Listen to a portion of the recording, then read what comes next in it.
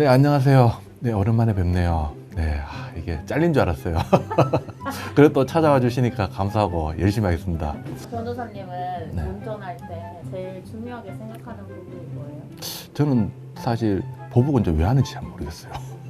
그러니까 그거 이제 이 울카는 그런 사람들이 보통 그렇게 하죠. 네네. 그 어떻게 보면 보복 운전도 둘이 어떻게 보면 이게 약간 그러니까 원인 제공도 있어야 돼요. 그래서 기본적으로 양보 운전, 배려 운전 하시는 게 좀 손해 본다 생각하는 게 편하지 않나 생각해요. 이거 여기에 대해서 각 세우고 이러면 또 이게 정신 건강에도 안 좋아요. 연연하지 마시고 그냥 자기 갈 길 가시고 교통법규 준수하시는 게 가장 좋은 운전 방법인 것 같습니다.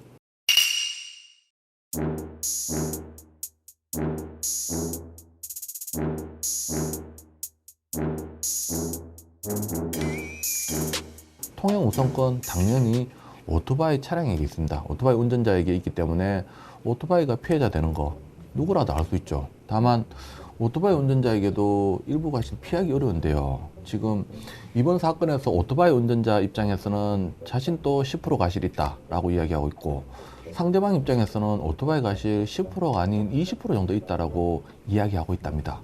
제가 봤을 때 10에서 20% 정도 있어 보여요. 어느 것에 더 가깝냐 라고 본다면 20%에 좀 더 가까워 보여요. 보시면 이미 들어와 있죠. 승용차는 교차로에 들어왔는데 이제 오토바이는 들어와요. 도로교통법에서 말하는 선진입은 명확한 선진입, 쉽게 말해서 교차로를 먼저 통과할 수 있을 정도의 선진입을 말하는 것입니다. 상대 차량이 선진입은 아니지만 교차로를 약간 먼저 진입한 부분이 있기 때문에, 또 오토바이도 여기에 대해서 주의하면서 운전해야 되는데 그걸 다 하지 못한 부분 때문에 10% 과실보다는 20% 과실이 더 가깝다고 보입니다.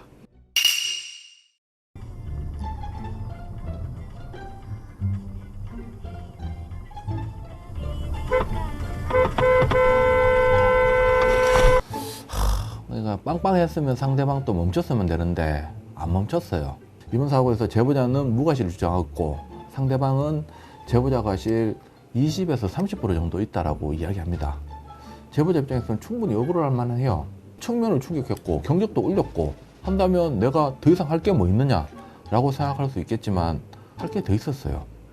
멈추거나 아니면 좀 더 주의를 했어야 되는데 그냥 경적만 울리고 가버린 거예요. 상대 차량이 멈춰있던 차량이라면 제보자님 무과실이겠지만 진행해오고 있었던 차량이기 때문에 10% 과실 있어 보입니다. 근데 제보자님이 과실비를 떠나가지고 그냥 현금 15만 원에 처리하자라고 이야기를 했는데 3만 원으로 하자고 했다라고 합니다. 어떻게 본다면 그 정도면 결국 보험 처리하는 것보다 경제적일 것입니다. 그리고 벌점, 범칙금 같은 것도 부과되지 않을 것이니까 그 정도면 사실 뭐 대인으로 처리하겠다는 것도 아니고 받아들이시는 것이 바람직해 보입니다.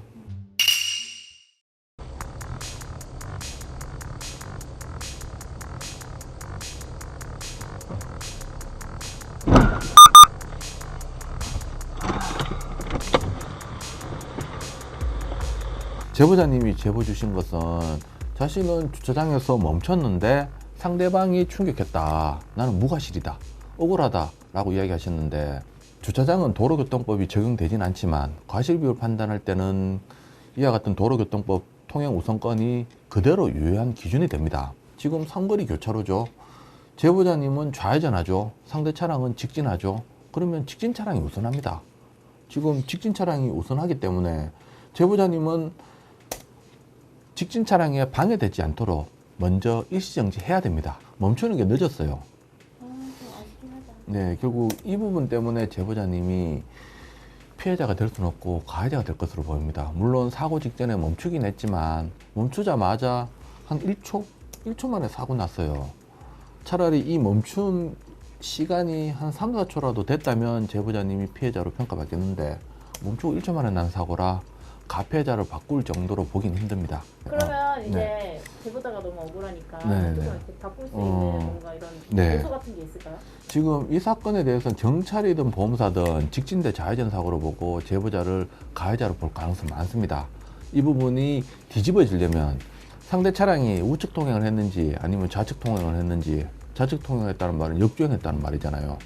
사실 우측 통행만 했다면 이렇게 사고 안 날 수 있다라는 부분이 사진으로 좀 현장 사진으로 밝혀진다면 가피해자가 바뀔 수도 있어 보입니다.